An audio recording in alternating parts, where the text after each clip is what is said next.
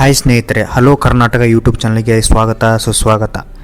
ಈ rowdy sheeter ಬಗ್ಗೆ ಕೇಳಿದರೆ ಬೆಚ್ಚಿ ಬೀಳ್ತೀರಾ. ಯಾರು ಈ ವಿಲ್ಸನ್ ಗಾರ್ಡನ್ ನಾಗ?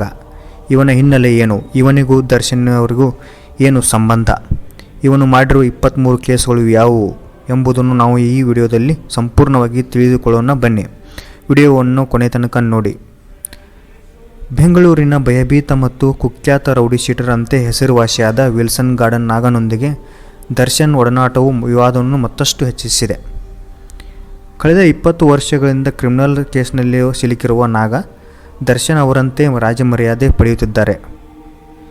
ಈ ವಿಲ್ಸನ್ ಗಾರ್ಡನ್ ನಾಗ ಕ್ರಿಮಿನಲ್ ದಾಖಲೆಯು ತುಂಬ ವಿಸ್ತಾರವಾಗಿದೆ. ಇವನು ಕೊಲೆಯಿಂದ ಹಿಡಿದು ಸುಲಿಗೆವರೆಗೂ ಅಪರಾಧದಲ್ಲಿ ಭಾಗಿಯಾಗಿದ್ದಾನೆ. ಇವನ ಅಪರಾಧ ಚಟುವಟಿಕೆಗಳು 2004ರಿಂದ ಸ್ಟಾರ್ಟ್ ಆಗಿದ್ದವು.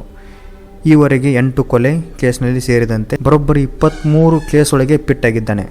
ಈ ಕೇಸುಗಳು ಯಾವುವು ಅಂತ ನಿಮಗೆ ತಿಳಿಸಿಕೊಡುತ್ತೇವೆ. ಕೊನೆಯವರೆಗೂ ಈ ವಿಡಿಯೋ ನೋಡಿ. 2004ರಲ್ಲಿ ಸಿದ್ದಾಪುರ ಪೊಲೀಸ್ ಠಾಣೆಯಿಂದ IPC 392 ಅಡಿಯಲ್ಲಿ ದರೋಡೆ ಪ್ರಕರಣದಲ್ಲಿ ಮೊದಲ ಬಂಧನವಾಗಿತ್ತು. ಈ ಪ್ರಕರಣದಲ್ಲಿ ನಾಗನನ್ನು ಖುಲಾಸೆಗೊಳಿಸಲಾಗಿತ್ತು.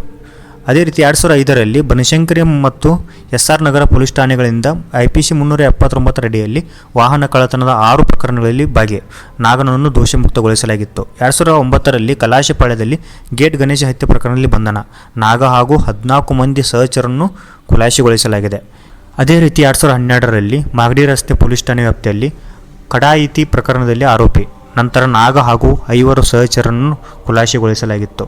2012ರಲ್ಲಿ ಸಿದ್ದಾಪುರದಲ್ಲಿ ಮುರಳಿ ಅಪಹರಣದಲ್ಲಿ ಭಾಗಿ IPC 364A ಅಡಿಯಲ್ಲಿ ಪ್ರಕರಣ ದಾಖಲಾಗಿದ್ದು ನಾಗ ಸೇರಿ 4ರನ್ನು ಖುಲಾಸೆಗೊಳಿಸಲಾಗಿದೆ. 2012ರಲ್ಲಿ ವಿಲ್ಸನ್ ಗಾರ್ಡನ್ ಪೊಲೀಸ್ ಠಾಣೆಯಿಂದ IPC 324 ಅಡಿಯಲ್ಲಿ ಮನೆಯ ಮೇಲೆ ಮಾರಣಾಂತಿಕ ಹಲ್ಲೆ ಆರೋಪ ನಾಗ ಹಾಗೂ ಆತನ ಸಹಚರ ಶ್ರೀನಿವಾಸ್ ಅವರನ್ನು ಖುಲಾಸೆಗೊಳಿಸಲಾಗಿದೆ. 2012ರಲ್ಲಿ ಕೋರಮಂಗಲ್ ಪೊಲೀಸ್ ಠಾಣೆಯಿಂದ IPC 399 ಮತ್ತು 402 ಅಡಿಯಲ್ಲಿ ಬಂದೂಕುಗಳೊಂದಿಗೆ ದರೋಡೆಗೆ ಸಂಚು ರೂಪಿಸಿದ ಆರೋಪಿ ನಾಗ ಹಾಗೂ 3 ಸಹಚರನ್ನು ಖುಲಾಸೆಗೊಳಿಸಲಾಗಿದೆ. ಅದೇ ರೀತಿ 2012ರಲ್ಲಿ ಕಾಟನ್ ಟೌನ್ನಲ್ಲಿ ನಡೆದ ರೌಡಿ ಗುಪ್ಪ ಕೊಲೆಯಲ್ಲಿ ಭಾಗಿಯಾಗಿದ್ದ ನಾಗ ಮತ್ತು 6 ಸಹಚರರ ವಿರುದ್ಧ IPC 302 ಅಡಿಯಲ್ಲಿ ಪ್ರಕರಣವನ್ನು ದಾಖಲಿಸಲಾಯಿತು. ನಂತರ ಅವರನ್ನು ಖುಲಾಸೆಗೊಳಿಸಲಾಯಿತು. ಮತ್ತು 2014ರಲ್ಲಿ ವಿಲ್ಸನ್ ಗಾರ್ಡನ್ ಪೊಲೀಸ್ ಠಾಣೆಯಿಂದ 399 ಮತ್ತು 402 ಅಡಿಯಲ್ಲಿ ದರೋಡೆ ಪ್ರಕರಣಕ್ಕಾಗಿ ಬಂಧಿಸಲಾಯಿತು. ನಂತರ ನಾಗ ಹಾಗೂ 5 ಸಹಚರನ್ನು ಖುಲಾಸೆಗೊಳಿಸಲಾಗಿತ್ತು. ಮತ್ತು 2014ರಲ್ಲಿ ಮಡಿವಾಳ ನರಕಬಾಬು ಹತ್ಯೆಯಲ್ಲಿ ಭಾಗಿ ನಾಗ ಮತ್ತು 21 ಸಹಚರರ ವಿರುದ್ಧ IPC 302 ಅಡಿಯಲ್ಲಿ ಪ್ರಕರಣ ದಾಖಲಿಸಲಾಗಿದೆ. ಪ್ರಕರಣ ಇನ್ನೂ ನ್ಯಾಯಾಲಯದಲ್ಲಿದೆ. ಮತ್ತು ಅದೇ ರೀತಿ 2014ರಲ್ಲಿ ವಿಲ್ಸನ್ ಗಾರ್ಡನ್ನಲ್ಲಿ ಶ್ರೀನಿವಾಸ್ ಹತ್ಯೆ ಪ್ರಕರಣದಲ್ಲಿ ಆರೋಪಿ ನಾಗ ಮತ್ತು 10 ಸಹಚರರ ವಿರುದ್ಧ 302 ಒಳಗಂತೆ ಪ್ರಕರಣವು ಖುಲಾಸೆಗೆ ಕಾರಣವಾಯಿತು. 2016ರಲ್ಲಿ ವೈಟ್ ಫೀಲ್ಡ್ನಲ್ಲಿ ಸುಹೇಲ್ ಕೊಲೆ ಆರೋಪ ನಾಗ ಮತ್ತು 16 ಸಹಚರರು ಪ್ರಸ್ತುತ ನ್ಯಾಯಾಲಯದಲ್ಲಿ ವಿಚಾರಣೆ ಎದುರಿಸಿದ್ದಾರೆ. 2017ರಲ್ಲಿ ಯಲಹಂಕದಲ್ಲಿ ಕಡಬಗೆರೆ ಶ್ರೀನಿವಾಸ್ ವಿರುದ್ಧ ಶೂಟೌಟ್ ಪ್ರಕರಣದಲ್ಲಿ ಆರೋಪಿ ನಾಗ, ಸೈಲೆಂಟ್ ಸುನೀಲ್, ಒಂಟಿ ರೋಹಿತ ಮತ್ತು 17 ಮಂದಿ ಸಹಚರನ್ನು ಒಳಗೊಂಡ ಪ್ರಕರಣ ಇನ್ನೂ ನ್ಯಾಯಾಲಯದಲ್ಲಿದೆ. ಮತ್ತು 2020ರಲ್ಲಿ ಚನ್ನರಾಯಪಟ್ಟಣದ ಹಿರಿಸಾವೆ ಬಳಿಯ ಶಾಂತಿನಗರದ ಲಿಂಗಣ್ಣ ಕೊಲೆ ಪ್ರಕರಣ ಆರೋಪಿ ನಾಗ 12 ಸಹಚರರ ಮೇಲೆ ಆರೋಪ ಹೊರಿಸಲಾಯಿತು. ಆದರೆ ನಂತರ ಖುಲಾಸೆಗೊಳಿಸಲಾಯಿತು.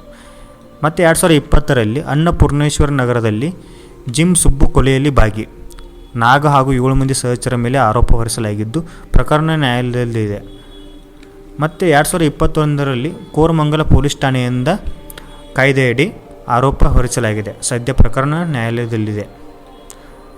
ಮತ್ತು ಅದೇ ರೀತಿ ಆಗಸ್ಟ್ 2023ರಲ್ಲಿ ಅಂದರೆ ಇತ್ತೀಚೆಗೆ 1 ವರ್ಷ ಆಯಿತು, ಪರಪ್ಪ ಅಗ್ರಹಾರ ಪೊಲೀಸ್ ಠಾಣೆಯಲ್ಲಿ ಸಿದ್ದಾಪುರ ರೌಡಿ ಶೀಟರ್ ಮಹೇಶ್ ಹತ್ಯೆಯಲ್ಲಿ ಭಾಗಿ ಬಿಡುಗಡೆಯಾಗುತ್ತಿದ್ದಂತೆಯೇ ಜೈಲಿನ ಮುಂದೆಯೇ ನಾಗ ಸಹಚರರು ಮಹೇಶ್ನನ್ನು ಹತ್ಯೆ ಮಾಡಿದ್ದರು. ಈ ಪ್ರಕರಣದಲ್ಲಿ ನಾಗ ಬಂಧನಕ್ಕೊಳಗಾಗಿ ಸದ್ಯ ಜೈಲು ಶಿಕ್ಷೆ ಅನುಭವಿಸುತ್ತಿದ್ದಾರೆ.